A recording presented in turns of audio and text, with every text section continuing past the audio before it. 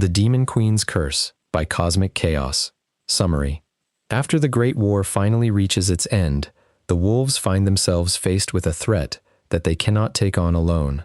When the unlikeliest of allies steps forward, will it lead them to victory or leave them in ruins? Before we start, let us know in the comments where you're listening from and what kind of stories you enjoy most. We love hearing from our listeners. Chapter 1. Trevor, it's the dawn of a new age. The Great War ended more than 20 years ago, and all of the different races had reached a peace agreement. The vampires were the first to agree to the treaty, which was more than surprising to everyone. The Fey Kingdom quickly agreed, likely not wanting to let people think they were more heartless than the bloodsuckers. The last to join ranks were the witches. They were quite opposed to the idea at first, but they changed their tune when their high priestess was slain. Truth be told, I think we were all just tired of burying our loved ones. My father, Alpha King Maris Furia, was the one who proposed the treaty over 2 decades ago. It took us losing my mother in battle for him to realize that no amount of power was worth losing another of our kind to the senseless war. Seeing how he crumbled over the loss of my mother made me truly grateful I had never been cursed with a mate. Don't get me wrong, I mourn her loss every day. But for my father, he was destroyed by it. The only threat that remains to any of us are the dark clans to the north. They're a pack of lawless demons, with no respect for anything that doesn't benefit them. Trevor, come to my study now. My father sounds irritated. What did I do this time? I make my way down the hall slowly. My father is sitting at his desk with a rather annoyed look while his second-in-command, Isaac, stands beside him, looking as professional as ever. Yes, father? He hates when I address him so informally in front of our pack members. You will call me Alpha Furia when we're discussing pack matters, Trevor. I can't help but smile at the irritation projected clearly in his voice. How was I to know that this meeting was about a pack matter, Alpha Furia? I can see I'm pushing my limits and quickly bow my head down as a sign of surrender. I may enjoy pushing his buttons, but I'm sure the hell smart enough to know when to back off. I've had enough of your childish behavior, Trevor. We have serious matters to discuss, and you will conduct yourself in a manner befitting the future Alpha King. His words are cold and pointed, much like the glare he's sending my way. Yes, Alpha Furia. I hate how bitter he's become since my mother was killed, but nothing seems to change his temperament these days. Now, to get down to business. A messenger arrived today. Queen Adana Illustre has requested an audience with our council. She'll arrive in a few hours. His words take me by surprise, and I make no attempt to hide it. The Queen of the Dark Lands? She wishes to come here? I realize I nearly shouted the last part, and I quickly lowered my head again. Yes, and you will meet with her. It's imperative that we get them to sign the treaty. Their signature would signal peace for all of us. Can I trust you to not screw this up? I'm not surprised that he doubts my ability to handle this situation. I have a bad reputation for being hot-headed and abrasive. Yes, Alpha Furia. He nods and waves his hand, dismissing me like some lowly servant. Was nice talking to you too, Dad. I returned to my room to change, settling on a black suit, white button-up shirt, and pale blue tie. As I stare at myself in the mirror, I find myself admiring how the tie makes my blue eyes stand out nicely, and the suit hugs my large body perfectly. I quickly pull my long brown hair into a ponytail and decide I look good enough to play the part. As I finish getting myself ready, I can't help but wonder what the Demon Queen looks like. We've all heard stories about the demons and their pale skin, razor-sharp teeth, long spindly fingers with sharp claws, and glowing red eyes. If the lower-ranked demons are so grotesque, what would their queen look like? I'm pulled from my thoughts when I hear footsteps approaching my door. Trevor, it's time to head to the council chambers. Oh, Isaac, he's such a kiss-ass. I have no doubt that he would lick shit off my father's boots if he were asked to. I roll my eyes as I make my way to the door, opening it slowly and giving him an unamused look. Isaac signals for me to take the lead as I descend the stairs, and we walk out the door and head to the council meeting hall at the center of town. Our home is quite beautiful, and the color of the autumn leaves further enhances the beauty before me, the sight making the walk a little less unbearable. Once we enter the council chambers, I look around to see that all the elders have gathered, though I didn't doubt they would dare defy my father's orders. There were many curious onlookers outside as well, though that doesn't really surprise me either. None of us had ever seen a demon before, and many are excited to get a glimpse, but others are locked away tightly in their homes, probably remembering the stories we were told as children. At 5:15, we all feel the shift in the air, like a mixture of the pressure dropping and an electrical charge rising around us. It feels like icy claws gripping at our flesh, and I can tell the elders feel it too, as they all shift uncomfortably in their seats. I quickly take my seat at the head of the large table as we wait for the darkness that's gripping us to finally manifest. The door to the main entrance lets out a loud groan as it's pulled open, and a few moments later, we all watch as a tall figure floats through the doorway, concealed by a dark black cloak. When I say floats, I mean literally floats. There are several inches between the floor and the bottom of her cloak. I appreciate you meeting me on such short notice. The voice is female, but it sounds more like a dark whisper than an actual voice. "It's a pleasure to meet you, Your Majesty." I struggle to hide the surprise in my voice. "I assure you, the pleasure is all mine." Her voice is clearly making the elders uneasy, but something about it intrigues me. Much to everyone's surprise, she raises up her hands, gripping at the hood of her cloak and slowly pulling it back. Chapter 2. Trevor. The creature's hands are pale gray with nails that are black as pitch, with a silver band wrapped around her middle finger, that I believe is a royal seal. As she slides her hood back, I'm taken aback by the women I see in front of me. Her hair is white as snow, and her eyes match. She has sharp features and pouty red lips. She's nothing like the monsters from the stories. Hell, she's beautiful in her own right. "Please, sit. I was told you had hoped to discuss our treaty." All of the elders shift back in their seats as she glides to the chair at the other end of the table and lowers herself slowly into it, but not me. I lean forward, awaiting what she has to say. "Yes, young prince. I bring you news of discord amongst your allies." Her ethereal voice is mesmerizing. "Discord?" I keep my response short as I await further explanation. "Yes, discord. You see, I was sent here to kill you." Gasps and whispers fill the room as I motion for their silence. "I assume that if you were intent on following through with murdering me, we would not be having this meeting." I'm surprised when a smile forms on her perfectly pouty lips. "A bold assumption, my prince. Perhaps you've not heard the tales of my wrath." She crosses one of her legs over her knee and leans back in the chair with an arm on each armrest and a wicked smile dancing gracefully across her lips. "We've all heard the tales of the Queen of Damned Souls. Again, if you are before me now, then there's something more to your visit than merely a social call, and if you had intended to kill me, I would already be dead, right?" Her grin widens. What a clever little prince. She folds her arm over her chest. "Alas, I won't be killing you today. Instead, I come here with a warning. Who hired you to kill me?" This question has been burning at the back of my mind since she spoke her reason for coming to our town. The Lord of Discord himself, of course. Vampire King Arius. Her words slap me across the face. King Arius. But he signed the treaty. He was the first to sign. Why does he wish me dead? I can't believe what she's saying. Maybe this is all a trick. Yes, my prince. The Vampire King seeks to eliminate your kind. Without an alpha, the pack will be in ruins. He'll then move on to the Fey Kingdom. His appetite for power is insatiable. She lets out a soft chuckle, but something she said pulls my attention from it. "You said that he wishes to eliminate me to leave my pack without an alpha. But my father is the alpha. So, his plan to eliminate me would accomplish nothing." I feel a sense of relief over my realization. "Oh, my prince. Your father is weak. Without his Luna, he's a shell of a man. Even I would struggle to find the man's soul. It's you that will either lead this pack to greatness, or lead it to its demise." Her words prick at my flesh like an icy breath. "So, why are you warning me? What do you stand to gain?" My words elicit a sinister chuckle from her. "You know little of my kind, young prince. When the Vampire King is through with your kind, he'll move on to the Fey Kingdom. Once both are eliminated, he'll surely come for me. In spite of all the tales, my kind does not seek out violence. We simply wish to exist. We feed off only the souls of the damned and make deals only when necessary. Our deals are ironclad, and yet I'm here now, violating everything we hold sacred, to warn you." I consider her words closely. "Will you do me the kindness of allowing me to provide you with a room for the night? Alpha Furia will surely want to hear what you have to say."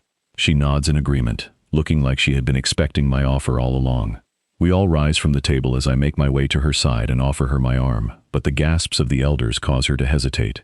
"It's okay. Ignore them. I always do."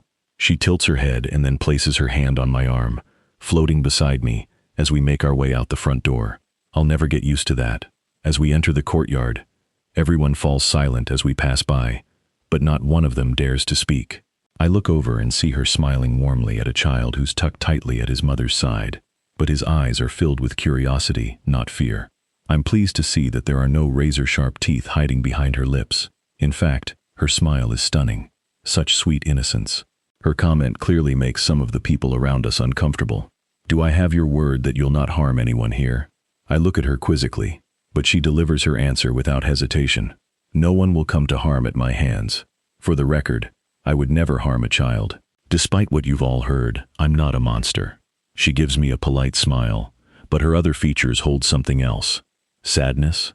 Isaac, please prepare a room for our guest. She'll be here for the night. Also, please let Alpha Furia know that we need to have a meeting. I mind-link Isaac as we slowly make our way toward the main house, hoping he'll just do as I asked without questioning me.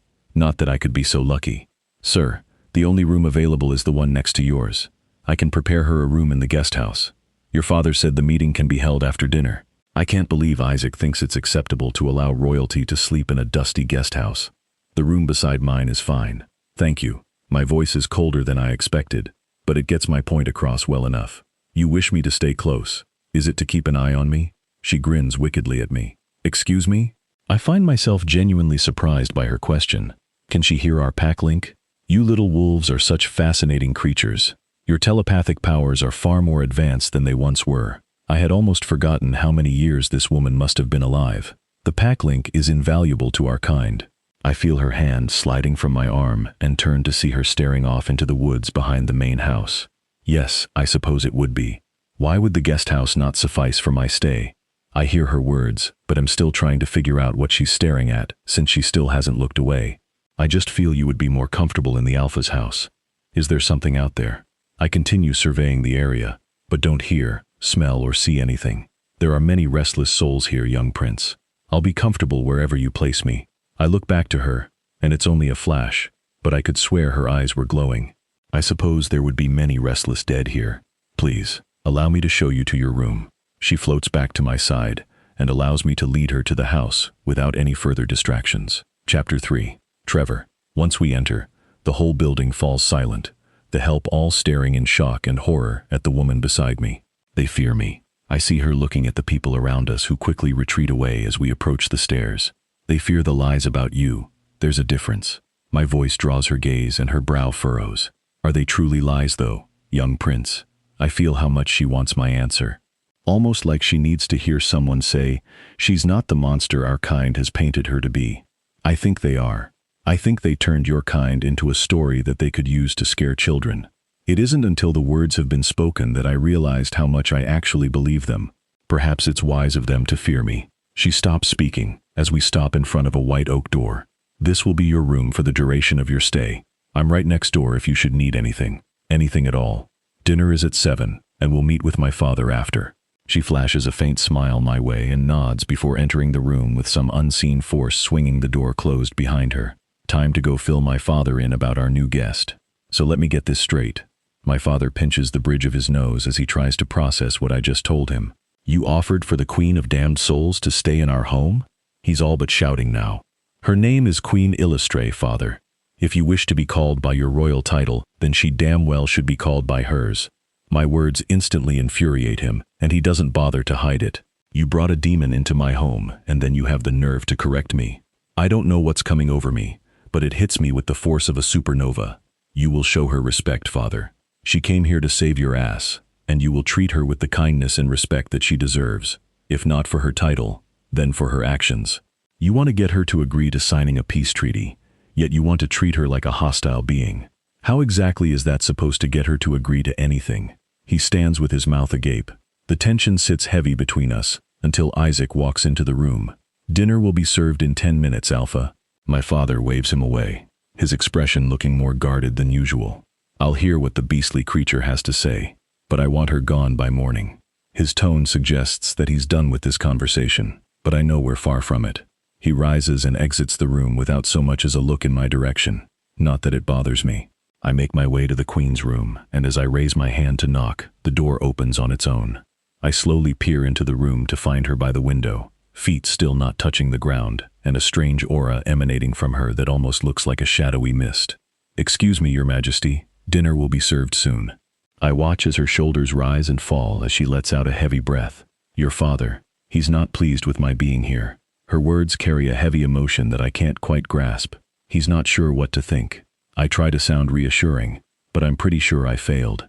He thinks me to be a beastly creature. Shit, she heard that? He can be a stubborn old fool. Come down with me and prove to him what you have already proven to me. She seems to hesitate for a moment, as though she's considering my request. She finally turns to me and nods as she floats over to me and accepts the arm I've extended for her. Very well, young prince. Something about this woman mystifies me in the most amazing way. We make our way to the table where I see my father has had the extra plate setting placed as far from him as possible, with mine set at the seat beside him. The look of shock and disapproval on his face when I seat myself beside her at the opposite end of the table amuses me greatly. I hope you like quail. Do you even eat real food? Oh Lord, this man is going to bring down the wrath of the demon queen if he can't bite back his hatred. I don't, but I appreciate your thoughtfulness, Alpha Furia. He cringes at her words, but presses on. Well, we're fresh out of human flesh.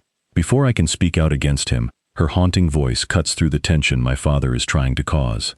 While I hear the flesh of a virgin is quite delectable, I prefer the taste of a damned soul personally. He stills at her words, and I can't hold back the chuckle that escapes me, earning me a glare from my father. I'm sure you've enjoyed your fair share of souls. I doubt that you concern yourself with their virtue. This time she's the one casting a glare, and her eyes, now glowing, are staring right at my father. I assure you, Alpha, I've never devoured an undeserving soul. My father scoffs at her as Isaac brings out the covered trays with our meal. The queen will not be eating with us, Isaac. His words are cold and venomous, but Isaac simply takes her tray back to the kitchen. We eat our meal in silence as the queen sits beside me and seems intrigued by the process of me eating beside her. Once we finish, we all make our way to my father's personal study, where my father sits down at his desk and motions for her to be seated. Alpha Furia, I'll get right to the point. Your kind is facing an imminent threat. The Vampire King seeks to eliminate your son. His eyes widen, and a tense silence fills the room for several seconds. How have you come by this information? He seems unsure of whether or not to believe her, much like I was at first. I was ordered to kill him myself. My father shoots out of his chair and slams his fist down on his desk. You come into my home and threaten my son? The queen doesn't so much as flinch at the outburst, but she rises from her seat as well. I've made no threat, only provided information. Had I intended to follow the orders like an obedient little dog? Her emphasis on the word dog, coupled with the way she looks him up and down, has his blood boiling. We would not be having this conversation now, would we? And I'm to believe some soul-sucking wretch. If it's power he seeks, then he would come for the Alpha, not the Prince.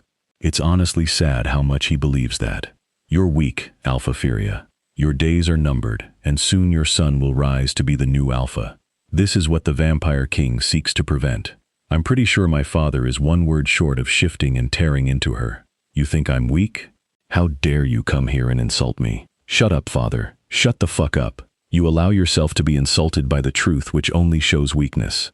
Do not mistake my mercy as respect, Alpha. I have no respect for you, but I also don't wish to see your people suffer for your arrogance. Your son has been kind to me during my time here, and I believe he'll make a great Alpha. Let's just hope you've not damned your entire race before he can ascend to the throne. Shit. Shots fired. Chapter 4. Trevor, you're no guest here. My son is a fool for even bringing you here. You'll leave by the time the sun rises tomorrow. Failure to vacate our land will be considered a declaration of war. His face is now red with anger, and his breaths are coming in deep and sharp. You do not speak for me, father. This woman came here to help us, and you would turn her away? You would damn your own son, your entire pack, and all those that rely on you? I'm fuming. How could he be so damn blind? You dare raise your voice at me, boy? His voice thunders from behind his desk, but she remains unaffected, and I'm now struggling to keep my own temper in check. I definitely dare to. You'll condemn every one of our kind over your petty hatred over a race you know nothing about? My words catch him by surprise.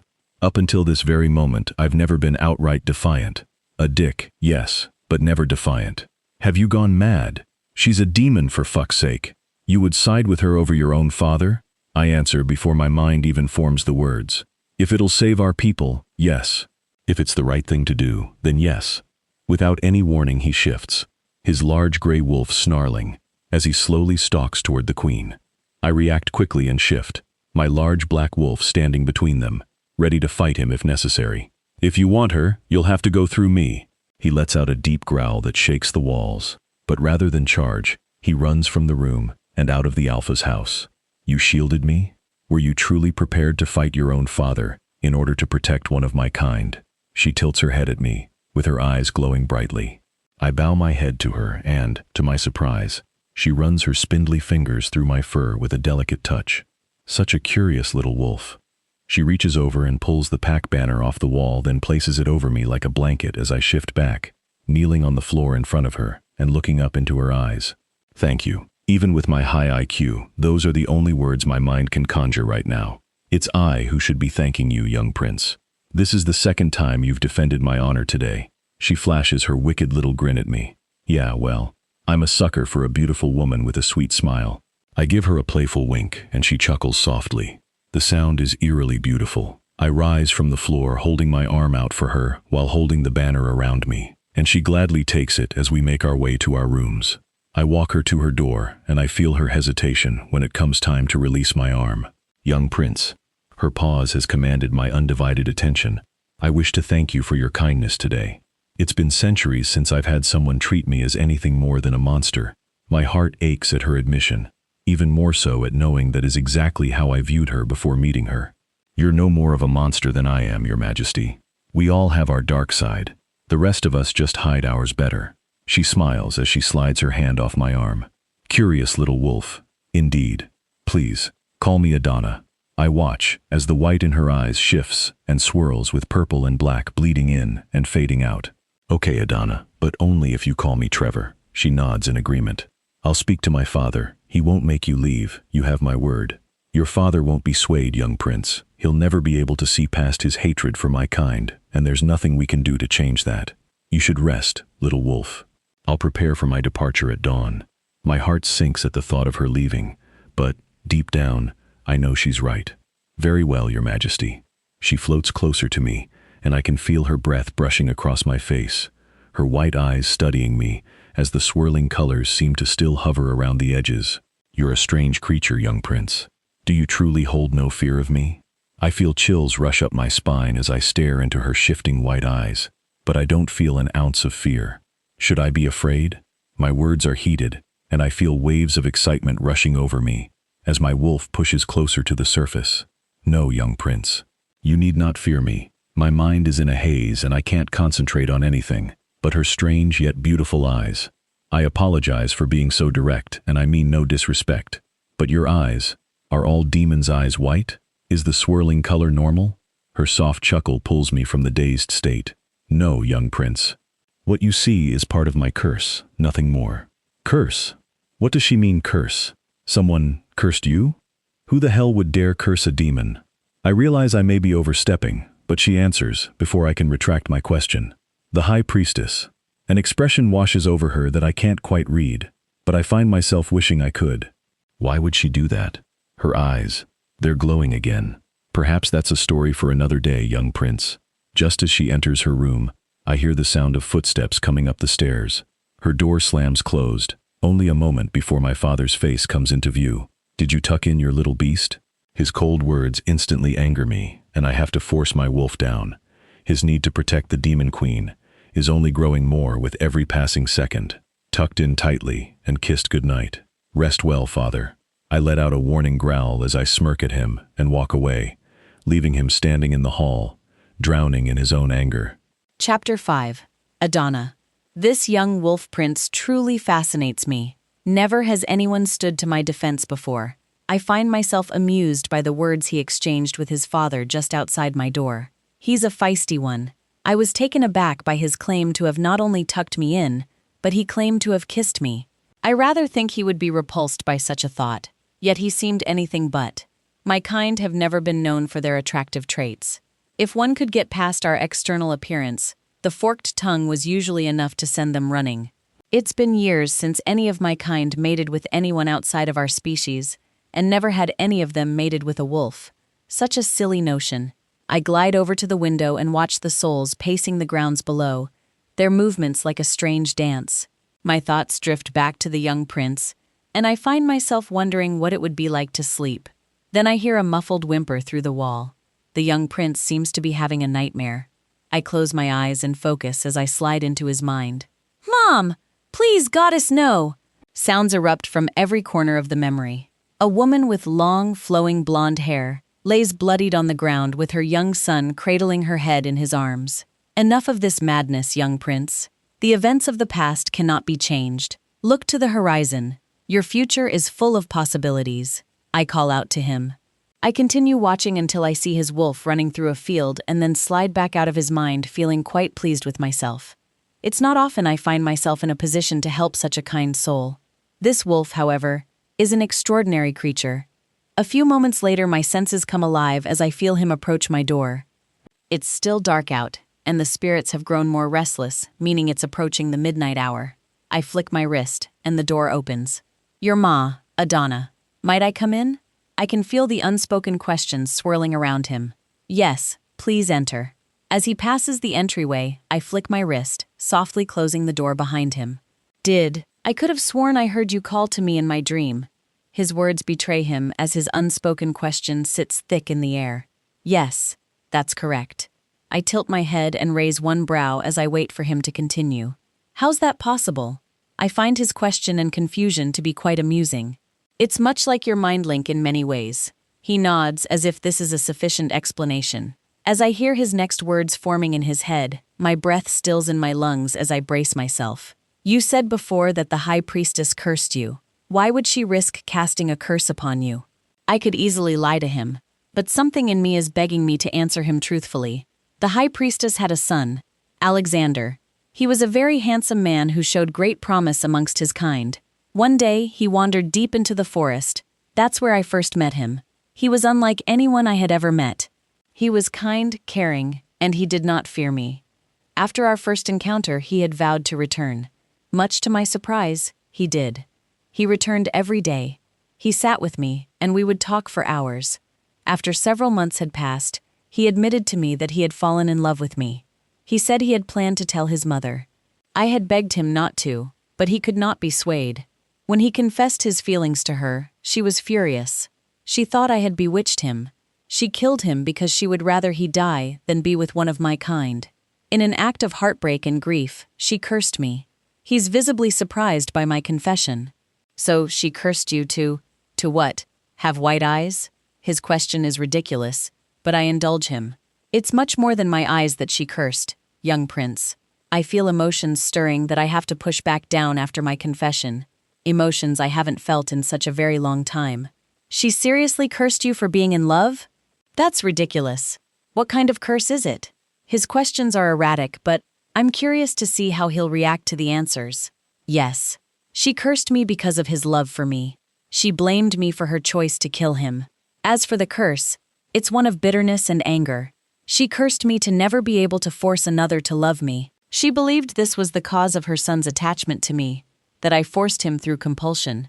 The haze of my eyes prevents my ability to compel others, but it also blocked some of my other more unique abilities. In a sense, she successfully cursed me to be incapable of finding love. I don't just see sorrow in his eyes, but I can feel it radiating off of him. I hate the pity I anticipate the arrival of, but much to my surprise, it never comes. Can the curse be removed? I smile at this question, as I think back to how I had sought the answer to that question many times in the past. I had indeed found a way to remove the curse more than a century ago, but it would involve asking the Fae for assistance, which would make me appear weak. I make the choice not to tell him. The young alpha couldn't possibly understand. I've found no way as of yet. I would think your kind would be grateful for my loss of ability to compel you. His face twists into a look of surprise at my words. This young wolf is truly a unique being, unlike any I have met before. I would never feel grateful for someone's natural abilities being taken from them. Did you ever use your compulsion for love? What a strange question. No, I had never sought love. Truth be told, I wasn't in love with Alexander. I enjoyed his company, and I found him fascinating. But from what I know of love, it's much more than either of those things. I can't think of a time that any being has shown such unbridled curiosity in one of my kind. So, you've never been in love? I cock my head to the side as I ponder his question. I don't believe I have, no. Have you? I sense his discomfort, and it brings a smile to my face. Well, no, I don't have a mate. I'm puzzled by his response. Are wolves incapable of love without the mate bond? I can't fight the desire to know. Can one of your kind not find love without being mated? He returns my smile as he thinks carefully about his answer. I've never heard of it happening. I know some wolves marry mortals, but I don't know if it's for love. He's gone silent, but his thoughts are swirling violently. Do you wish to find a mate? Enjoying the story so far? Don't forget to like the video, subscribe to the channel, and let us know your thoughts in the comments. Chapter 6. Adana. I can sense that this question makes him uneasy, and I wouldn't be surprised if he chooses not to answer. But he does. I haven't really thought about it. He shifts his weight, leaning closer to me. I notice the air go still around us. Your aura. It's different than it was earlier. Is it? I hadn't noticed. I look around myself and see the purple glow where once blackness existed. It is. He continues to look at me cautiously. He then does something strange and unexpected. He raises his hand up and places it upon my cheek. Careful, young prince. My warning doesn't make him pull away as I had expected it to. Your skin's so soft. I can feel the energy coursing beneath it. I let out a hiss which startles him, but only briefly, and not enough to make him withdraw his hand. Young prince, tread carefully. He ignores my warning once again as he takes a step closer to me. You're truly mesmerizing. I feel the heat rising within me as I glide back away from him. But to my dismay, he steps closer once again. You need to leave. My words are cold, but they seem to pull him back to me. Why do you want me to leave? I can see the golden glow of his eyes. It's no longer the young prince I'm talking to, but rather his little wolf. You know not what you're doing, little wolf. His gaze is growing heavy with hunger. I can smell from your arousal that I know exactly what I'm doing. I know he can sense my desire, but I'm not willing to give in to such things, and certainly not with a wolf. It's too dangerous. I'll not be the cause of your suffering, little wolf. I thrust my arms out toward him with my aura pulsing violently, a desperate act to sever the contact between us. He flies backward, colliding with the wall behind him, not hard enough to harm, but hard enough to stop him, for now. The glow in his eyes fades, and I lower my arms, reining back in my aura to allow him to gather himself. I'm so sorry, Your Majesty. I don't know what came over me. He's clearly confused by his actions, as am I. You're forgiven, young prince. Our dark side can often overcome us. My words don't appear to offer him any comfort. Had my wolf not relented, what would have happened? A just question, I suppose. Certainly. One worthy of an answer. I would have bound him until such time that I leave this place. He's clearly not satisfied. What if my wolf were to mate with one of your kind? Ah, yes. He wants to know why my kind doesn't mate with other beings. I've only heard of one incidence of my kind mating with another being. Let's just say it had less than favorable results. He cocks an eyebrow at me. Unfavorable? He truly is relentless. Silly little wolf. Yes. You see, when our kind mate, it is a feral endeavor. The poor being was left a soulless shell from what I was told. He seems unfazed by my words. Curious. Was he a magical being? He's certainly hungry for knowledge, amongst other things. No, he was human as the story tells. The smirk pulling at his lips confuses me. So, it may very well be a different situation if your kind were to mate with, say, a magical being with supernatural healing abilities?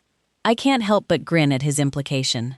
I suppose it could, young prince, but would you be willing to risk your life to find out? I feel my dark need growing ever stronger. I'm expecting him to withdraw and leave. What if I would? He inches closer, and I think his wolf may be pushing forward again. But no, his eyes are still the deep blue that they were when I first met him. I can't have your blood on my hands, young prince. He presses ever forward, and I can now feel the cold stone wall against my back. Without a moment's notice, his lips crash into mine. I feel his tongue pressing for access, and I find myself unwilling to deny him. I expect him to pull away the moment my forked tongue caresses his, but this little wolf surprises me by deepening our kiss. I can feel the heat rising in me uncontrollably, causing me to pull away from his warm embrace. Can you feel it? His question makes no sense to me. What am I meant to feel, young prince? He seems strangely saddened by my answer. It's like something pulling me to you. I thought maybe you felt it too. I find my interest piqued by this little wolf. He's not wrong. I do feel something when he's near, but it's a feeling that's quite unfamiliar to me. It was enough to make me lose control, even if only for a moment. My feelings are not relevant, young prince. I hope to calm my darkness before it unleashes its wrath on this poor creature. Do you truly believe that? I can feel his concern, and it's quickly beginning to overwhelm my senses. I can't allow emotions to cast shadow on my purpose here. He's clearly not pleased with my answer. You would deny yourself happiness for the sake of my people? I know he knows my answer, but I speak it anyway. Yes, I sense something stirring within him, and it has my darkness creeping ever closer. And you'll be gone in a matter of hours? Oh, little wolf, what are you thinking? Yes. I see the glow just behind his eyes, his wolf threatening to leap forward at any moment. Then let's make the most of this night. I don't fear you, Adana. His words are full of conviction, but he knows not what he asks of me. I watch as this strange man undresses slowly in front of me, but his eyes never leave mine. He presses me firmly against the wall with his lips descending once more, and I don't fight him, but I'm starting to think I couldn't even if I wanted to. Chapter 7. Adana. I want to deny him, to push him away and protect him, but the darkness won't let me. I feel it tearing through every part of me, and it's deliciously excruciating. His hands run down my sides, leaving heated fire in their wake. I can feel his erection pressing against me, and the pressure of it is deliciously sinful in every perfect way. He removes my cloak, and I sense his hesitation. Were you naked this whole time? I'm confused by his question. Yes. Is this strange to your kind? He chuckles softly. A little. I mean, we did meet with the entire council, and eat dinner with my father, while you wore nothing more than a cloak. His smile suggests he's amused by this newfound knowledge. I would think that nudity would be commonplace amongst your kind. I smile wickedly at the little wolf, and he responds with a low growl as his hand slides down my thigh. I want to push him away before I lose control, but the darkness is ready to give in, to claim him in every way. His fingers blaze across my flesh until they find their destination. His fingers run softly over my core as he slides one inside. He moves at an unbearable pace, leaving me craving more, needing more. I rip his hand away from me as the darkness takes control, the final fragile thread of my control completely gone. My aura pulses violently as the lust sinks its teeth in deep. Oh, little wolf, I hope you're prepared for the beast you so willingly unleashed. My claws tightened as I held on to him, the force of our connection overwhelming everything around us. He responded instinctively, his own strength rising to meet mine, neither of us willing to back down. In an instant, the space between us vanished, and we were caught in a clash of power and instinct, neither fully in control, both consumed by the bond pulling us closer. There was no room for hesitation anymore, only the raw intensity of what we were becoming together. I held him firmly as the energy between us surged, our powers colliding in a storm that shook everything around us. His grip matched mine, steady and unyielding, as the connection deepened further, dangerous, consuming, and undeniable. Around us, the world blurred, leaving only the two of us suspended in that moment of overwhelming force. Every second pushed us closer to a breaking point neither of us could resist. And then, everything changed. The intensity between us reached its peak, and for a brief moment, everything around us seemed to collapse into that single point of connection. Then, just as quickly, the force shifted. I felt the energy between us change, like something vast had been drawn out and settled back into silence once more. The overwhelming pull began to fade, leaving behind a heavy stillness. We both collapsed to the ground, breathless and spent from whatever had passed between us. For a moment, there was only silence. Then, slowly, he stirred. His eyes opened again, different now, faintly glowing, carrying traces of something new that hadn't been there before. So, this is what it's like to be with a demon? He chuckles. How did my darkness not drain him? You're much stronger than I thought, young prince. I smile at his feigned expression of shock. Your Majesty, did you think me weak? He smiles coyly at me. I think that stronger than you have been killed by less. How are you still? You. I find myself awestruck by his entire existence at this point. What did she call herself? Oh yes, your darkness. She's quite the spirited beast, isn't she? He spoke with her? This isn't possible. She spoke. To you? 300 years on this earth and she chooses to bond with this little wolf? She did. She told me that it would hurt, but she was wrong. It was a rush unlike anything I've ever felt before. Well, isn't this little wolf full of surprises? Are you not afraid? She could have killed you. You were foolish to trust her. He seems hurt by my words, but how can he not understand? If she had ended his life, I would be the one left to mourn him for all eternity. She could have, but she didn't. It's not the darkness that I've placed my trust in, Adana. It's you. I sense the truth in his words, and now my only regret is that I'll be leaving this little wolf behind. We spend the next few hours talking about our past, and the little wolf tells me tales about his mother. His love for her is truly undeniable. He tells me about his hopes for the future, for both himself and his pack, and I have no doubt that this young prince will truly be a great alpha one day. I feel his disappointment as the first light of dawn begins to break over the trees, and I must admit, I'm fairly disappointed myself. The time has come, young prince. I must prepare for my departure. He frowns, clearly conveying his disapproval. What if I wish for you to stay? His tone shows he already knows my answer. Young prince, while I have no doubt that you'll become a powerful alpha, I'm bound by the laws of your father. He's the current alpha, and he's made clear that he wishes for me to leave. I feel my emotions pulling at me as the darkness grows restless. Will I see you again? His words hold a strange emotion, one not common among my kind. It's hope. This young wolf is quite the enigma. You're a fascinating creature, little wolf. I give you my word that, when the time comes, we will see each other again. When King Arius leads his attack against your people, my people will fight at your side. The Dark King cannot be permitted to succeed. I must gather my people and prepare them for the coming battle, and you must do the same. He nods, but is no less unhappy with my upcoming departure. The little wolf places my cloak over my shoulders and ties it tightly, then begins to dress himself. The silence in this room hangs heavy with unspoken words, and his thoughts are roaring loudly in my ears.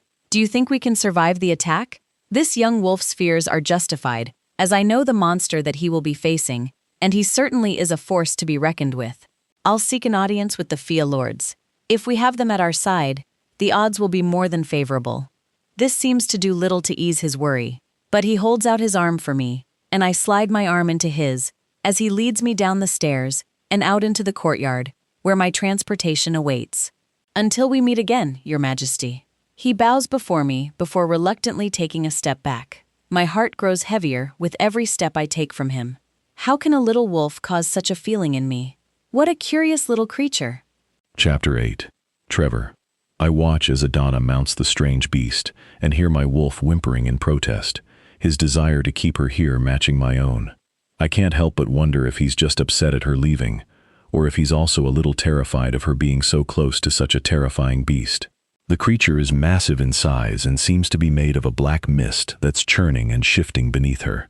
Its eyes are a bright glowing red, and the demonic sounds coming from it cause a feeling of unease to knot in the pit of my stomach. She leans down and whispers something to the creature and, as if in response to her words, it lurches forward and vanishes before my eyes, leaving behind only a fading black mist that quickly dissipates until all traces of the creature are gone, as if it had never been here at all.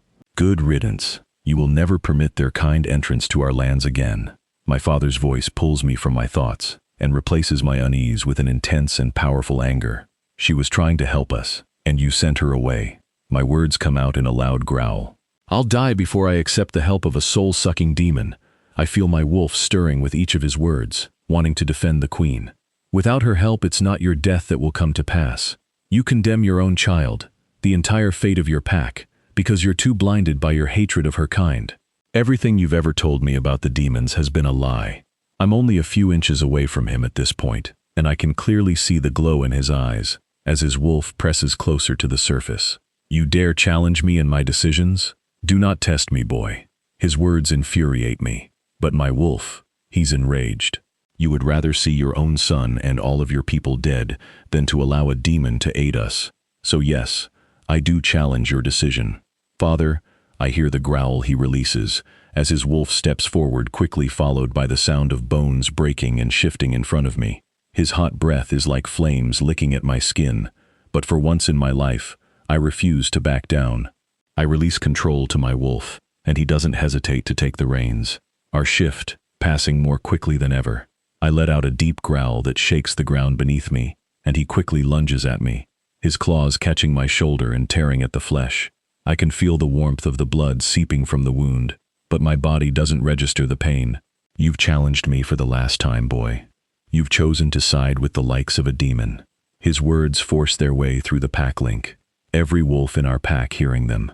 That demon has shown me more kindness and respect in a single night than you've shown me in a lifetime. She came to help save our people and you cast her out. You're no longer fit to be the Alpha King. Our words have drawn the attention of the pack, many now looking on as they wait to see who will emerge victorious. He rushes forward and tries to take me by my throat, but I'm able to dodge his attack easily. As his feet touched the ground, I turned quickly and struck, forcing him back with sudden force, my grip locking him in place as the clash between us intensified. His wolf howls as I release my grip, and I can see that he's struggling to stand back up, but I now have a choice to make. Submit or die. The choice is yours, Father.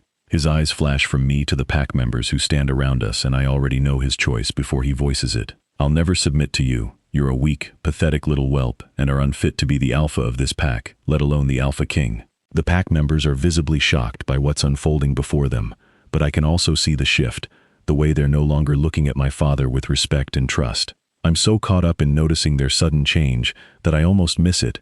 He moves so quickly that I can't fully dodge in time. His sharp teeth graze the skin on my neck as I lower my head and roll to the side, narrowly avoiding what would have likely been a fatal blow.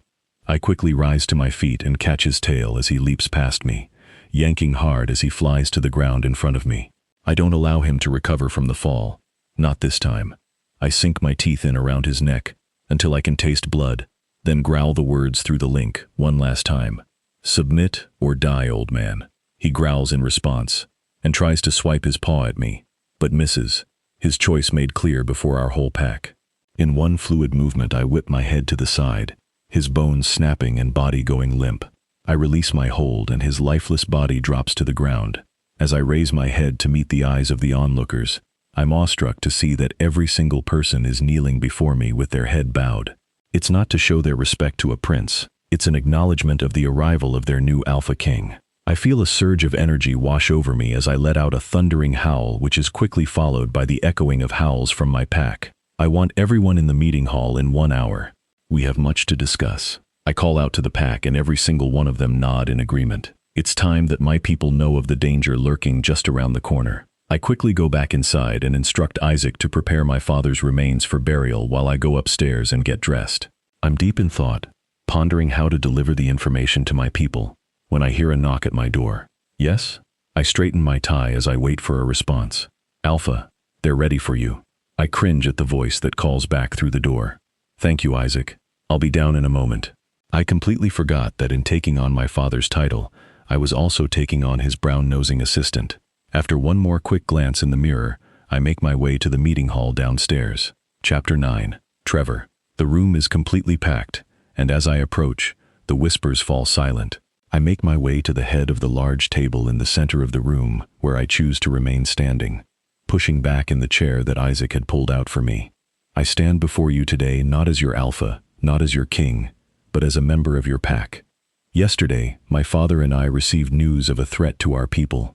Queen Illustre came to warn us of the plans that the Vampire King has made to attack us. Gasps and whispers quickly tear through the hall. The Queen had been tasked with ending my life, but instead, she chose to warn us. The demons are not the monsters that my father would have us believe them to be. The real threat against our people is a threat that we cannot face alone. Queen Illustre has agreed to fight by our side, but I'll not ask that of her if my pack cannot agree to it. I let my words settle over them, waiting for them to choose. How do we know we can trust her?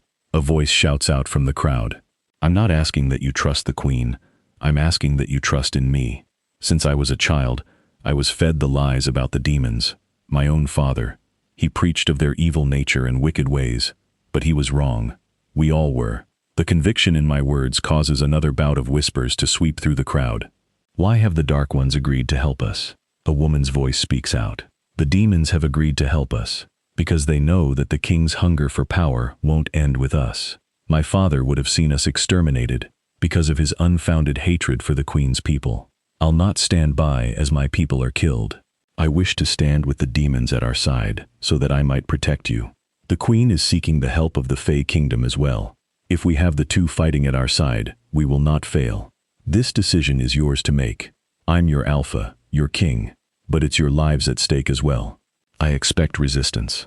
I'm almost certain that some will cling tightly to their fear of the creatures that they were warned about. After the whispers die down, I stand in wonder at the sight laid out before me. Every person drops to one knee with their hand upon their chest. These people took only a brief moment to accept my words as truth and have made clear that they stand at my side, not as my subjects, but as my brothers and sisters. 3 days have passed since I ascended as Alpha. My people have proved to be strong and have all participated in daily training. The women and pups have practiced their escape route several times so that when the battle begins, they can get to safety. As I look out from the balcony of the Alpha's house and see my men working on maneuvers and defense tactics, I'm overwhelmed with a sense of pride. Alpha? I roll my eyes at Isaac's intrusion. Yes, Isaac? This man is like a sneaky little parasite, and his presence is quickly wearing my patience thin. A messenger has arrived. They wish to speak with you immediately. I know he's just doing his job, but God, I wish he would just not be so him. Bring them to the meeting hall. I'll be right down. Thankfully, he only nods before leaving. As I make my way down the stairs, I can hear whispers throughout the rooms below. I can't help but feel hopeful that the person waiting for me is the beautiful queen who has been haunting my thoughts since the moment she left. But as I walk into the room, I'm surprised to see a strange being standing at the window. The Queen of Damned Souls did not fall short in her tales of your wolf clan. This being, this man before me, his voice is like an earthly growl that resonates with a power both great and old. As he turns to me, I can't help but stare in shock. His skin is like the bark from a birch tree. His eyes glow green and bright, and his arms, I think they're arms, they look like branches of an oak tree, and his hands have leaves growing from them. He's easily 7 feet tall, and he has a very commanding presence. His robes are weaved of moss and cover his lower body, shielding it from view. I do believe I'm in the presence of one of the Fey Lords. I've only ever heard stories of them, but the stories did not do justice. You've brought news from the Queen? The creature nods slowly. The Queen of Damned Souls asks us to join in your fight against the Dark King. The Fey are a peaceful people. This fight is not ours. The creature stills as he takes in my emotions that are clearly conflicted. On one hand, he's right. At this moment, the threat is against my people, not his. But I do know that without the help of his people, my pack will fall. If that comes to pass, then the Vampire King will be a threat to others. What's to stop him from going after your people next? He craves power, and that's something your people have a great deal of. He seems to be considering my words as his face contorts awkwardly. Our lands have lived in peace for many years. I fought at your father's side and witnessed when his Luna fell. Your father was a weak king. His weakness spread like a plague amongst your people. He turns back to the window and looks over my men as they continue with their training. But perhaps the Queen was right. You're a strong Alpha. Your people follow your lead, but do not fear you. You have the respect of your people as a good leader should. My people will fight beside you and your pack. The treaty we penned all those years ago was to ensure the peace for all of our people. I believe you will be the one to help secure the future that we had all hoped for. The creature bows and exits out the door slowly, as all of my people outside stop what they're doing to watch this being leave. He makes it to the tree line and seems to simply vanish among the trees. Chapter 10. Trevor. The Queen has held true to her word, and we now have an army that will stand with us against the Dark King and his minions. We can only hope that it will be enough. Alpha, the border patrol is reporting movement in the woods to the east. This man is really grating on my nerves. Thank you, Isaac. I'll take a group with me to check it out. Oh, surprise, surprise. The little obedient mutt bows before leaving. How predictable. I quickly shake off my frustration and link Clive, the head warrior who's training a group of fighters outside. Movement to the east. I need you to gather 5 men and meet me in the courtyard. Even my thoughts reveal how annoyed I am, which is clear when he responds with an amused tone. Yes, Alpha. I have to admit, I admire that Clive is always precise and gets straight to the point. No unnecessary flattery, no stiff or carefully crafted responses. Just business, plain and simple. I head to the courtyard and see the 6 men standing at attention and motion for them to ease their stance. Without a word, I head off toward the eastern woods and they quickly follow behind me, ready for whatever lies ahead. About a mile out from the training grounds, we find our patrol guard standing in wolf form, with 3 shifting shadows in front of him. What are you doing here? My words command the attention of not only the creatures, but of my guard as well, who quickly bows his head. We come with word from the Queen of Shadows. Their voices all speak at once, but are like a hissing whisper that sends chills down my spine. They don't have a discernible shape, and the darkness that surrounds them continuously shifts and bends unnaturally. Queen Illustre, what word does she send? I signal for my men to stand down, knowing the Queen wouldn't have sent her people here to harm us. Our Queen will arrive tomorrow before the sun sets on your land. While eerily dark and cold, their words have my wolf clawing at the surface. The Queen is coming back to me. Thank you. We'll prepare for the arrival of your people. Without another word, they fade into nothing, leaving me and my men standing alone in the forest. I guess that'll take some getting used to. Clive muses behind me. Everything about them takes some getting used to. I smile back at him and gesture to the men to head back home. As soon as I'm back at the house, I get to work on preparations for the guests that will arrive tomorrow, though I'm not entirely sure what kind of accommodations are fitting for demons. I can't help but wonder if she's even a little bit excited to come back here, to come back to me. When I finally lay down for the night, I'm instantly flooded with memories of my night with the Queen, and thoughts of how much I've craved her since. I spent the morning and afternoon training with my pack, mainly for the distraction it provided me. Just as the sun is setting in the horizon, I hear the howl of the border guard signaling the arrival of our guests. I guess I can add punctuality to the list of things this woman holds in high esteem. A few moments after the warning from the guards, I see the shadowy beast round the corner, with the Queen seated on its back, and a wall of shifting and writhing shadows closing in behind them. The beast comes to a stop a few feet away from me, the Queen quickly dismounting, and, yes, her feet still aren't touching the ground. I watch her closely as she surveys the training grounds, feeling overcome with joy when I see a smile pull at her lips. Welcome back, Queen Illustre. The way she turns and smiles at me sends my world over the edge. Thank you, young Alpha. I see your people are preparing. This is most pleasing. I try to fight it, but I begin beaming with pride. They've been training for several days and have made amazing progress. She smiles warmly. That smile could bring the stars down from the heavens. I knew you would make a fine Alpha. Your people are thriving, and they have you to thank for that. As much as I appreciate her kind words, my wolf is howling in my head, begging for me to reach out and touch her. It's only for a brief moment, but I could swear she flashed me a devilish knowing look. My people have you to thank as well, Your Majesty. Had you not warned us, we would all be facing untold danger. I bow my head slightly, and she cocks her head to the side and raises a brow. A king does not bow, young Alpha. We have much to discuss. Please lead us to your meeting hall. Looks like we'll have to save the playful banter for later. We head to the meeting hall, with her shadow army and my men flooding in behind us. The Queen wastes no time delivering her news, revealing that King Arius's army will arrive in only 2 days. We all knew this day was coming, but it doesn't stop us from being surprised to find that it's coming so soon. We discuss battle tactics and positioning, before finally wrapping everything up. The meeting hall empties, leaving only Queen Illustre and myself standing in front of the large table. Will your people be staying with us? I break the silence with the only words my brain manages to form. My people will take to the forest and stand watch. They can sense the unease amongst your pack and don't wish to disrupt their training and preparations. I'll remain here if it's not a bother. My wolf is losing it. She wants to stay with us, and that's made him completely forget about why she's here. Of course, you can stay in the same room as last time if you'd like. She nods and turns toward the door. Much to my surprise, she looks at me and holds out her arm. I can't fight my smile as I weave my arm into hers as we head into the house. Enjoying the story so far? Don't forget to like the video, subscribe to the channel, and let us know your thoughts in the comments. Chapter 11. Trevor. We make our way to her room with an awkward silence surrounding us as my wolf is growling and howling, making it impossible for me to think. How can you concentrate with all that infernal noise? I slowly raise my head in confusion. What noise? I look around and listen closely, but I hear nothing. Your wolf is like a child throwing a tantrum. My eyes widen in disbelief. How can she hear him? You're telling me that you can hear my wolf? What in the hell is happening? The fact that she can hear the pack link is strange enough, but no one has ever been able to hear my wolf. I can, and he's quite obnoxious. My wolf lets out a growl at her comment, and she hisses in return, causing me to laugh. So, how is it that you can hear him? She pauses before turning and meeting my gaze. How can you hear my darkness? There are more questions than answers, I'm afraid, young Alpha. Her door slowly opens behind her. Please come in.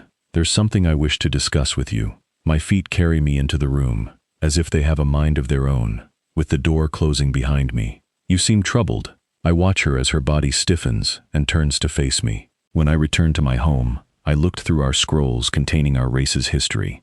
Do you recall the tale I shared with you of the demon who lay with a mortal? She pauses so I can answer her. Yes, I'm struggling to figure out where this conversation is heading.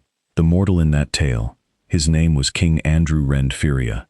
Their union resulted in the birth of a child. That child's name being King Maris Furia, your father. I feel like the ground was just ripped out from under me. So, you're saying I'm half demon? I study her face as I await her answer. No, I am saying you're a quarter demon. Your father was half demon. The demon who gave him life chose to allow the king's wife to raise the child, a sort of peace offering after the Luna's alpha died, as a result of the coupling. This explains how you were able to survive our encounter, and I believe it's the reason you were able to freely speak with my darkness, and I with your wolf. Had my father known? My mind is all over the place. This is too much. So, my father, she nods. His mother told him before she passed on from this world. I believe that was what created his hatred for my kind. Her words hold a deep sadness. He was wrong to be angry with an entire race for the actions of one person. I'm trying to understand this, but I'll be damned if I can wrap my head around it. His feelings were justified. My kind survives by feeding on the souls of the living. We choose to feed off of the wicked, but in the throes of passion our darkness takes over, and we can't control it. Our darkness doesn't discriminate, and will devour everything in its path. I feel the need to hold her and comfort her, though I doubt that's an act she would welcome. Yet your darkness, it didn't kill me as you had expected it to. Why? She tilts her head to the side, as if my question has her feeling rather perplexed. Perhaps my darkness stopped when it saw the darkness that lies within you. Could she be right? Wouldn't I know if I had a dark spirit lurking within me? Well, whatever the reason, I have no regrets. There's a long moment of silence between us before I decide to ask a question that I truly feel I need an answer to. What made you seek out this information? I needed to know why I'm drawn to you. I knew it. So, you feel the pull then. I try to fight it, I really do. But the smile breaks free at her confession. My darkness has been calling out for you, and I had to know why. It was infuriating to have it behave so disobediently. I suddenly laugh, which has her looking thoroughly confused. You said my wolf was like a child throwing a tantrum, only to later admit that your darkness has been screaming like a spoiled brat inside you this whole time. I begin laughing hysterically at the thought. It only takes a moment before she chuckles with me. You're quite right, young Alpha. I still, as another thought takes over me. Do you want me as much as I want you? The words rush out faster than I can process them. Want is not an appropriate word. It's an unrelenting need. It consumes me completely. This feeling is beyond my control, and, as such, it's dangerous. I don't simply want you. I crave you. I hear her words, but I can only focus on one thing. She said she needs me, craves me, and in this very moment, I need her too. I pulled her close, and to my surprise, she didn't resist. As I leaned in, something wrapped around me, pulling me closer, with an intensity I hadn't expected. The connection between us flared instantly, fierce, consuming, impossible to ignore.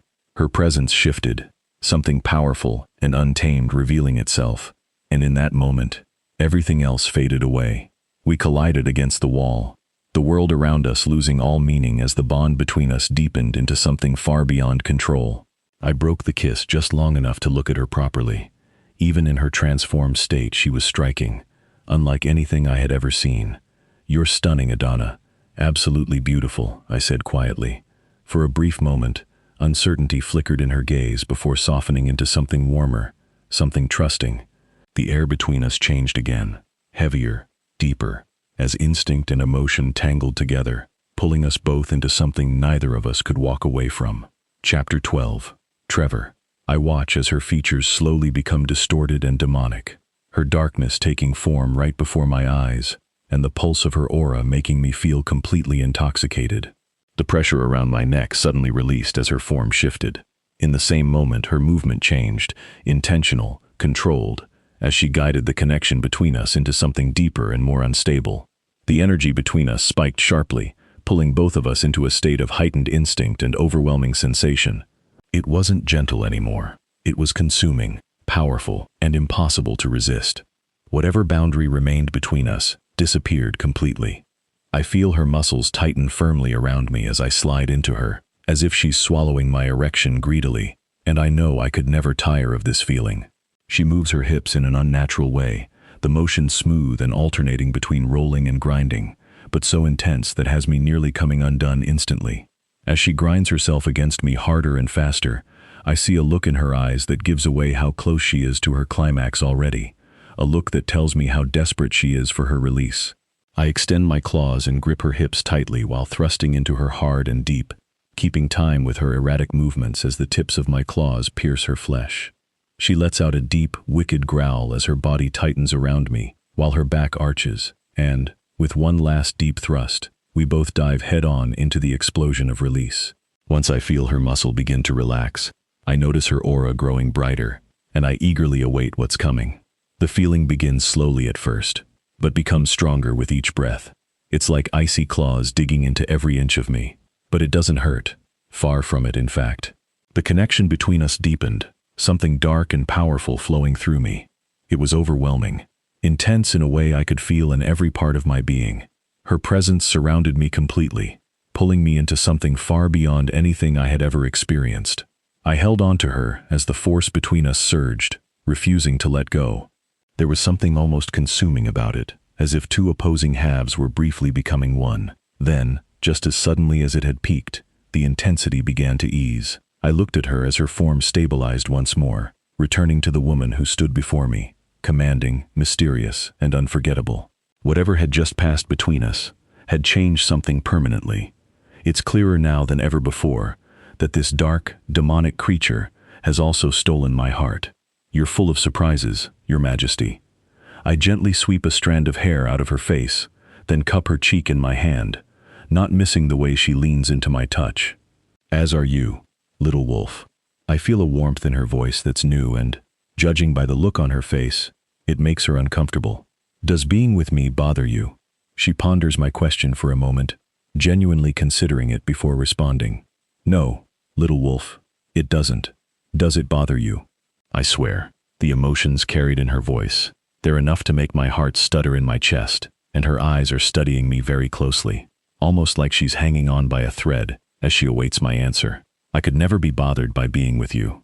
I want to be with you, Adana. Tell me what you're thinking right now. A small smile pulls at the corner of her lips, but I can sense the sadness and confusion she's feeling. I'm thinking that this curse may be much more complicated than I initially believed. I feel her words are weighted with emotions that she's clearly struggling to understand. Adana, I think. She stops me from finishing by placing a finger to my lips as she shakes her head. We have a battle to prepare for, little wolf. We can discuss this more after we've eliminated the threat to you and your people.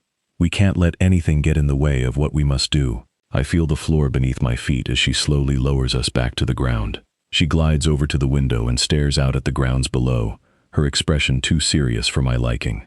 I grab a blanket off of the bed, walk over to her, and place it over her shoulders, then wrap my arms around her waist and pull her back against my chest. Her aura is slowly shifting back to the black aura that usually shrouds her, the air around us shifting with the sudden change in her emotions. Gather your men, and get the women and children to safety. Her words catch me off guard, but I send out the warning through the pack link without question. What's wrong? What do you see? She speaks her response in a tone that's both haunting and cold. He's coming. I stare out the window for a moment, trying to see what she's seeing, but all I see is the same view I've always seen through the window. Yet, I can feel the weight of the darkness now, and I know, without a doubt, that she's right. Chapter 13. Adana. As I gaze out the window, I see a spirit running frantically from the trees. It takes a moment for his words to come in clearly, but once they do, I feel a sense of dread enveloping me. King Arius is coming! I instruct the young Alpha to gather his men and send the women and children away. The spirits are restless and angry, all of them gathering in the courtyard below. The young alpha and I quickly get dressed and head downstairs to meet the others. My brothers and sisters are already emerging from the forest, looking like nothing more than shifting shadows. The pack quickly joins ranks as we await the arrival of the Dark King.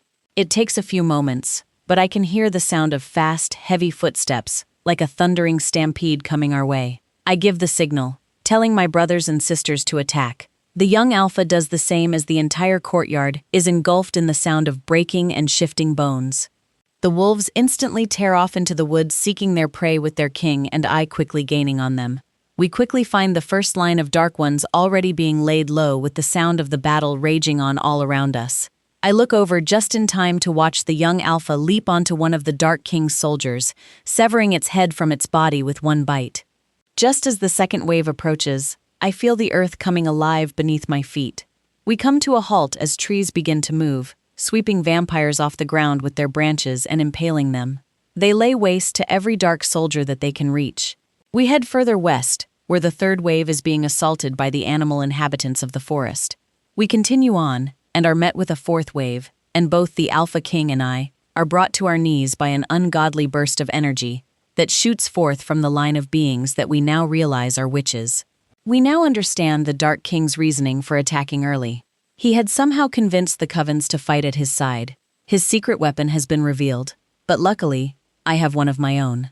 I rise from the ground with the darkness of my brothers and sisters gathering around me to help fuel the energy that they can feel churning around me. I draw my hands to my chest and thrust them forward, unleashing a deafening scream, and, with my command, all of the spirits that haunt this land rush forward, unleashing their hellish wrath on every one of the witches that stand before us. Unable to defend themselves against the phantom assault, many of the parasites try to flee, but they're laid to waste before they can make it out of our sight. The ground is stained red with blood. Corpses of the fallen litter the ground, but the only face that remains unseen is that of the Dark King. The land around us grows cold and the air stills. "Nice trick there, Queen Illustre," the deep voice calls out from the darkness. It's one of many. Dark One. I can hear him moving, using the shadows to hide himself, but unlike the Dark King who hides in the shadows, I am the shadows. They're a part of me as much as I'm a part of them. So it would seem. His voice echoes from multiple directions. "Come. Face your fate," I call out to the darkness. An enticing offer, but I think our battle will have to take place another day. Go lick your wounds, pup. I'll see you soon. We can all feel the moment the Dark King leaves. It's like a heavy weight lifts from the air around us. The young alpha is, understandably, furious. We stand in the cold, dark, silent forest, feeling as if time is standing still. One of my people approaches from the north, breaking the silence around us. The Dark King has fled. I nod to him. Let's gather the wounded and return to your home, young alpha. By the time we reach the pack members, most have healed and, much to our surprise, we suffered no casualties. I hear the creaking and shifting of wood as one of the Fia Lords approaches. Queen Illustre. He bows before me, the movement stiff and strange to me. It has been an honor to fight at your side, and yours as well. Alpha Trevor Furia. The young alpha bows his head. Your assistance was invaluable, Lord Qualaire. It seems we have two threats that we must now eliminate. The Dark King retreated, and the witches had fought alongside him. He nods solemnly. I have dispatched my kin to deal with the covens. We share the same ties to the earth. It is where we draw our power from. These creatures have bent and twisted the energy into something foul and dark. We will purify them and return their energy back to the Earth Mother. I nod to him in acknowledgement. I can send some of my brothers and sisters to aid you, Lord. He shakes his head slowly. This fight is ours and ours alone. The new Alpha's people will need your help in the days to come. We will await word for the next battle. He bows, his body creaking and groaning. Thank you. I bow in return, then turn to the young Alpha who's looking at me with his eyes full of anger. I run my fingers through his thick fur. Let's go, little wolf. He nods in agreement. I let out a screeching whistle and smile as the little wolf cocks his head to the side. His eyes grow wide as a dark mist swirls before us. A deep, ethereal growl ruptures from the void within the mist as my mighty beast, Kylanval, emerges. I leap onto his back and smile wickedly at the young Alpha. Then I lean down and whisper my command to Kylanval. Without a moment's hesitation, he digs his claws into the ground and tears through the forest. Chapter 14. Adana. The Alpha follows close behind as we make our way back to the packlands, and he shifts just before we reach the tree line, his body glistening with sweat in the moonlight. I dismount and step closer to him, removing my cloak and placing it over his shoulders. I see you chose to put on something under your cape. He smirks as he looks over my armor with a look of appreciation. It would be quite impractical to ride into battle with nothing more than a cloak for protection, young Alpha. The chuckle that rumbles out of him causes my emotions to churn violently. I suppose that's true. He lowers his gaze to the ground as his thoughts roar violently, colliding together and making it difficult for me to make sense of them. What's troubling you, Trevor? He seems to still at my use of his name, but shakes his head as if he were shaking off the curiosity that my words seemed to bring him. He got away, after everything. In the end, we still failed. I understand he's frustrated, but I struggle to understand his feelings. We haven't failed. We've emerged from the battle with not one casualty on our side. We eliminated over 100 of his people. The king fled, but we did not fail. Rather than provide the reassurance I was hoping my words would, they seem to have had the opposite effect on him. Yes, he fled. The fact that he's still alive not only puts my life in danger, but it means the lives of every member of my pack remain in danger as well. As a king, I should be able to protect my people, but I've failed to do that. He storms off, not giving me any further chance to argue the situation with him. Kylanval, my loyal friend, I need you to do something for me. My mighty beast nods and then listens intently as I tell him of my plan. I may not be able to change the outcome of the battle that already ended, but I might be able to tip the scales in favor of the young Alpha still. I call forth one of my most loyal sisters, Haiti, and explain to her what she is to do once I've departed. But my queen, what shall I tell our people? I look down at the queen's seal wrapped around my finger, before sliding it off my finger and placing it in her hand, folding her fingers around it. Tell them that their queen has sacrificed herself to ensure the safety of all. Tell them that I've chosen you to lead them, and that, at your side, they shall rise to greatness. I can tell she's against my plan, but she dares not argue. Yes, my queen. And what shall I tell the Alpha King? My heart aches at the mention of Trevor. Tell him to be strong. Tell him that his people no longer need to live in fear. I quickly mount my beast and, without another word, we ride. The sun is just beginning to set by the time we reach the Dark King's land. Even in the last lingering light of day, the darkness of the land is heavy and cold. We make our way to the king's castle, and I chuckle to myself as I consider how cliché his home is. It's a dark stone castle, with iron bar gates, and even comes complete with a drawbridge. It's exactly what one would expect a vampire's home to look like, dark and void of life. The drawbridge lowers as we approach. It seems he was expecting me, though I had expected he would. Kylanval proceeds slowly as he scans our surroundings, every ready for battle. That's close enough, demon. A deep voice thunders, reverberating off the walls. King Arius, I have come to make you an offer. He lets out a low growl at my words as he steps into the doorway to the castle, but remaining within the shadows.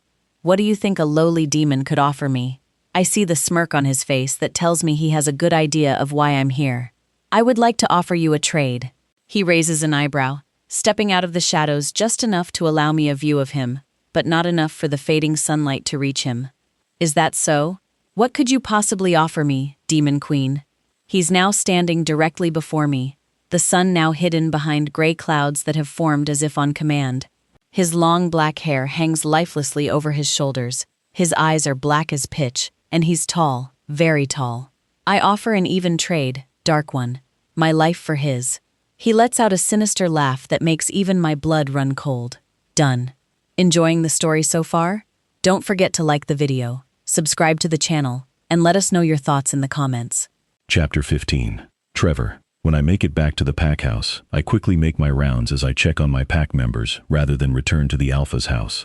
We had been very lucky in this battle. There had been many injuries, but most of my people have already healed, and those who haven't are well on their way. I make my way back to the Alpha's house to shower off all the blood that's quickly dried, leaving my skin feeling tight. I enter my room and head straight to the bathroom, turning on the shower and ensuring the water is the correct temperature. As I slide the queen's cloak off my shoulders, I'm overrun by guilt. I should never have run off like I did. I left her there in the woods when she had only wished to comfort me. I quickly shower and get dressed, then head over to her room. I'm standing outside the door, but it doesn't open as it usually does when she senses me coming. I reach out and knock quietly, but it's not the queen's voice that speaks. "You'll not find the queen behind that door, Alpha Furia." To say the voice startled me would be an understatement. I turned to find myself face to face with a ghastly demon. She's so unlike the queen in every way, looking more the part of a demon than the queen ever has. She's tall, her skin black as night, with a scale-like appearance, teeth razor-sharp, and glowing golden eyes. Where might I find her? I need to apologize to her. She looks at me as if I just said the most absurd thing in the world. But to a demon, I suppose the idea of my kind offering forth an apology to one of her kind, it probably does seem absurd. "You'll not find her. She asked that I deliver a message on her behalf." What the hell? What message? Where is she? The creature looks at me, her face void of expression now. "She wished for me to tell you to be strong. Your people no longer need to live in fear." What the hell is she talking about? I don't understand. Where is she? She curls her lip up as she snarls at me. "I believe she intends to settle your debt with the Dark King." Her strange voice is full of venom. How? My mind knows the answer, but the question still escapes my lips as if needing this creature to confirm my fear. A life for a life. With that, the creature fades into a black mist and is gone. Why is Adana sacrificing herself for me? I can't let her do this. There must be another way. "Alpha?" Clive's voice calls out from the bottom of the stairs. I turn and quickly make my way down to him. "You all performed amazingly. You should feel pride in yourself for training the pack so well." He nods as he looks at me, as if he sees something in my face that shouldn't be there. "The men would like to speak to the queen. They wish to thank her for all she's done." I wince at his words. "She's gone." He tilts his head, his brows furrowed. "Will she be returning?" His question has my wolf howling. "No. She went to King Arius. She intends to trade her life for ours." The shock on his face is clear. "She's sacrificing herself to protect us." "To protect you?" I nod. "We can't let her do that." "I know. I can't lose her." I look up and he has a knowing grin on his face. "Is that so? Is there something you aren't telling me, Alpha?" He's asking me to say the words I've been too afraid to admit to even myself. I have fallen in love with her." He chuckles warmly at my admission. "Have you told her?" I let out a heavy sigh as I think about how much I wish I had been able to tell her. "No. It's complicated." He chuckles again, slapping my shoulder playfully. "When's love not complicated? Why haven't you told her?" I consider his words and decide to tell him the truth. I have to tell someone, right? The queen is cursed. The high priestess placed a curse on her, ensuring that she would never find love. He raises a brow as he processes this information. Looks like that curse was a dud. I offer a small smile. I'm worried that the curse may have rendered her incapable of feeling love, not incapable of finding it. I know she hungers for me, but I don't know if she's capable of loving me. He runs his fingers over his chin as he thinks about what I've told him.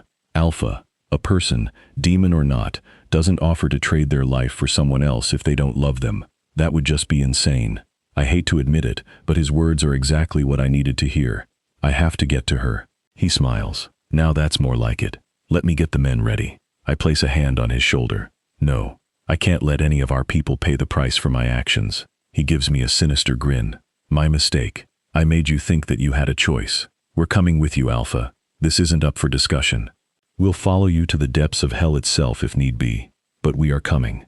I smile as I realize that he won't back down. It's an honor to have you all at my side. You have 30 minutes. He lets out a soft chuckle.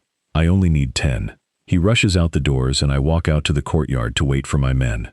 You intend to save our queen? A voice speaks out behind me. I don't look at them when I answer. Yes.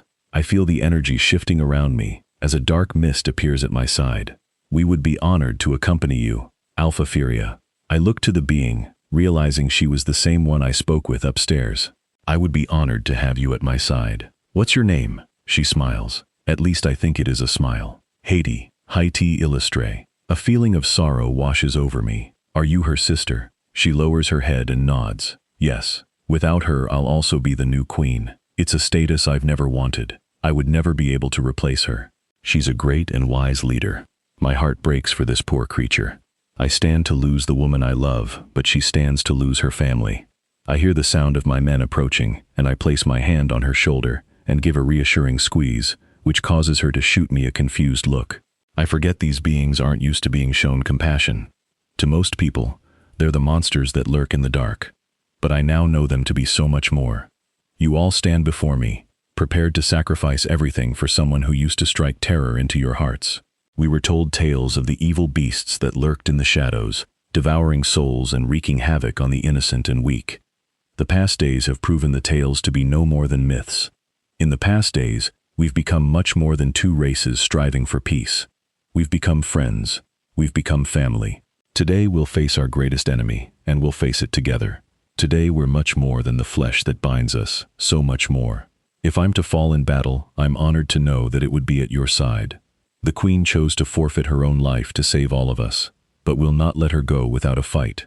King Arius is strong, but he's about to be faced with an enemy unlike any he has ever faced before. Let's go get our queen. A deafening roar erupts from the soldiers, wolf and demon alike, as we rush into the forest, our claws tearing into the ground beneath us. Chapter 16. Trevor. We make it to King Aruis's land in record time, and I can't help but smile at how it looks exactly as one would expect a vampire lair to look. The sun is going to be rising soon as we make our way into the forest of dead trees, their branches stretching out, looking as though they're reaching for one another. This unholy place is completely void of life.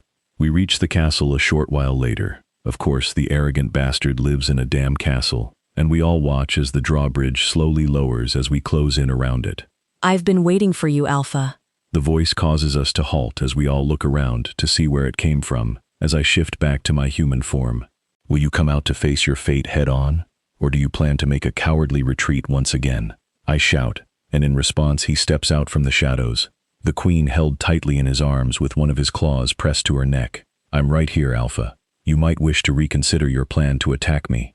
I'd hate to see the Demon Queen fall because of your actions. God, how I want to tear that twisted grin off of his pale face. You will not hurt her.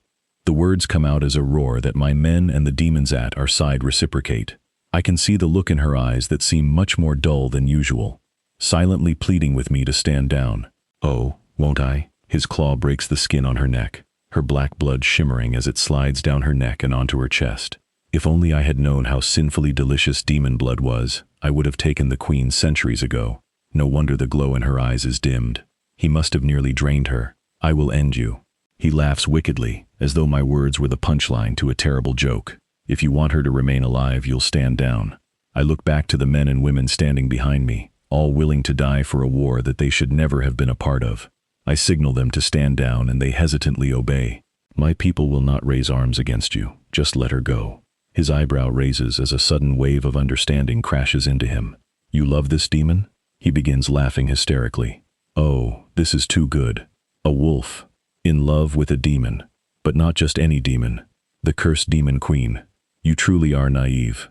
She could never love you, foolish mutt. The demon is unable to love anyone. I look into her pale eyes as I realize how horrifying it must be to find this out at this exact moment. I do love her. Even if what you say is true, it doesn't change a thing. A wicked grin pulls at his lips. Would you die for her? Her eyes grow large with his words as she shakes her head with her pleading eyes begging me to stop. With each movement she makes, his claw digs deeper and the blood flows more freely. Yes! My answer clearly pleases him. He tosses her to the ground and laughs as she tries to rise up, only to fall back to the ground again.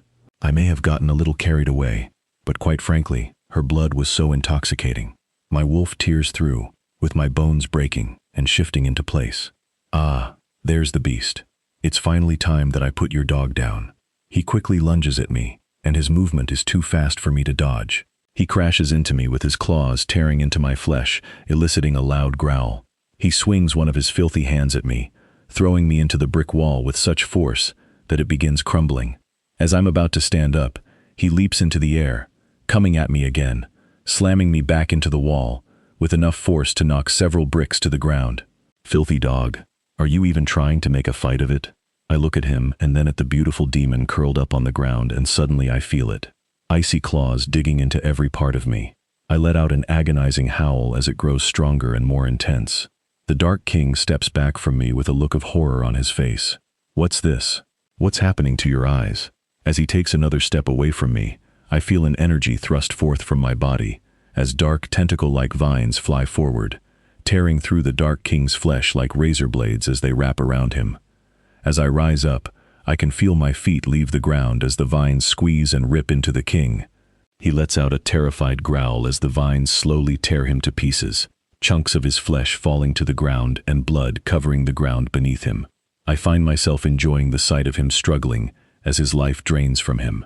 After a few moments, I decide it's time to put an end to this monster. Chapter 17. Trevor. As I stare at the vile creature, I reach forward and grab him in my claws, then wrap my mouth around his neck, biting down so hard that his head is removed from his body and falls to the ground, rolling toward my soldiers and stopping at Clive's feet. I look down and see my hands are a swirling black mist as the vines retreat back into the darkness they came from, back into me. I shift back from my dark form into my human form and rush to the queen's side, pulling her into my arms and hoping like hell I'm not too late. Adana, open your eyes. Please, open your eyes, my queen. I shake her lightly, my eyes taking in every detail of the damage that bastard caused. Gentle, little wolf. Her voice is weak, but has me bursting at the seams, and my wolf howling in my head. I'm sorry. I thought I'd lost you. I thought we might be too late.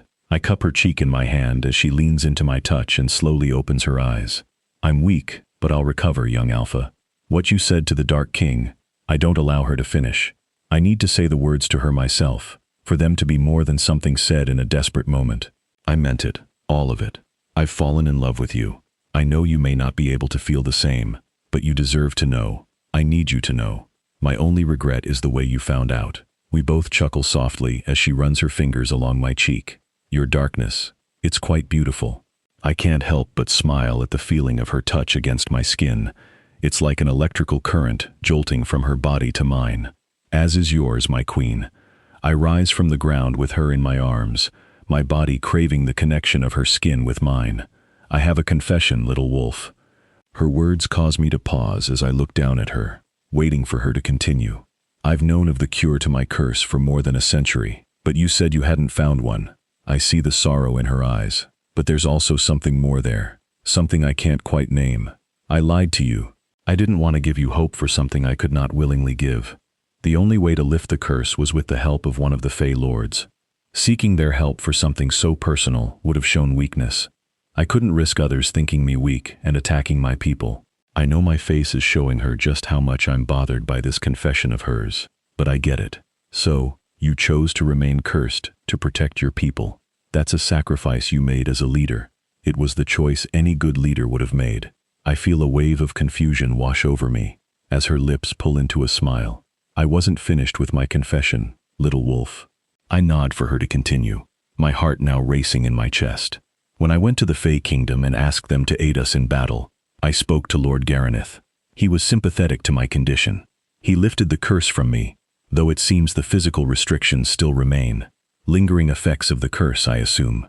What does that mean for us? I hear the slight tremor in my voice as I prepare for the letdown that part of me is so sure will come.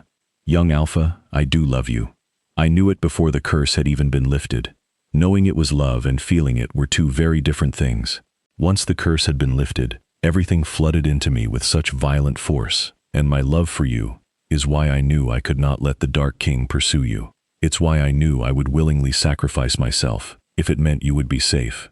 I offered him the only thing that would be considered an equal trade, my life for yours. As I look into the eyes of my beautiful queen, my heart has never felt so full. With my queen at my side and our people united, there's nothing in the world that could destroy what we're building, what we've already bled, sacrificed and fought for, together. And that brings us to the end of this story. Thank you for listening all the way through. We hope this audiobook kept you entertained and left you wanting more. If you enjoyed it, please take a moment to like this video, subscribe to the channel, and share your thoughts in the comments. Let us know what kind of stories you'd like to hear next. There are plenty more full audiobooks waiting for you here, so be sure to check out the channel for your next great listen. Until next time, happy listening.